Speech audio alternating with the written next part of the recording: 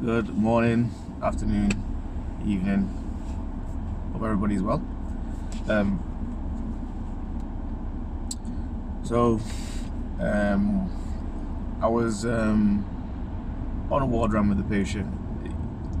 There's an understanding with medical training that as you get more senior, that there's an expectation for you to do teaching to people who are more junior. So, when I was 1 year qualified, there was things I was teaching the people who were just qualified and things like that.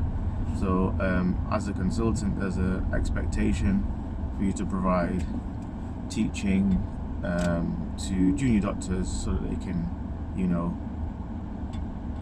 progress. But there's also an expectation to assess to make sure that they're at the appropriate level of training. One of the ways that I do that is, so on a ward round, I like to show my working and explain why I'm making the decisions that I'm making.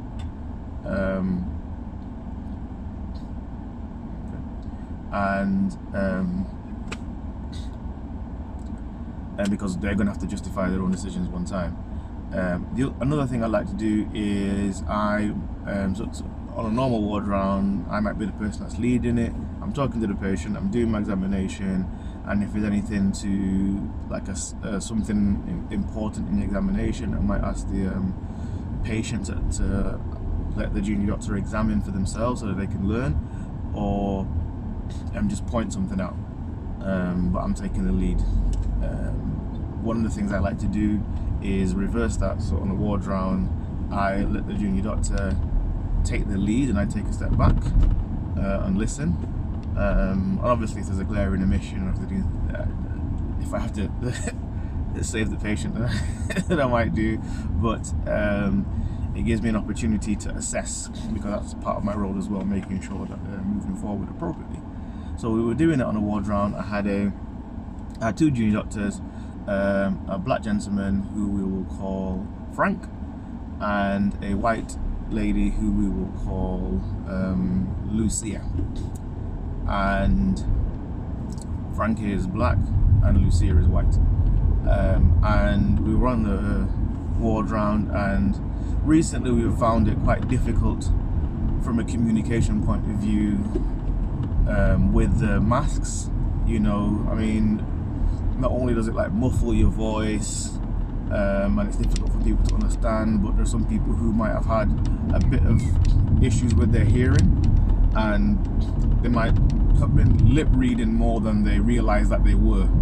So the physical, the covering of the mouth just makes it difficult to communicate.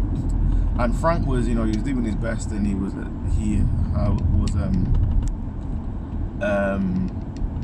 slowing the pattern of his speech down and speaking loudly so the gentleman could understand. And Frank has an accent, so I'd like to point that out.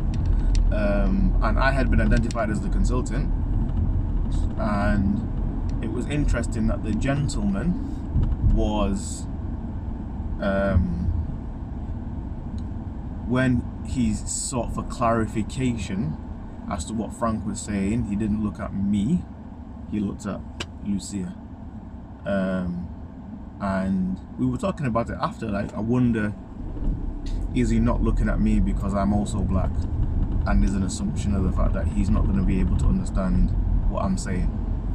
Who knows? These kinds of things happen all the time. I was speaking to a colleague of mine who is an Indian lady. She's a consultant as well, and she's described situations where she might go into see a patient with two white junior doctors, and the patient is looking at the junior doctors rather than looking at her again when she's identified herself as the consultant.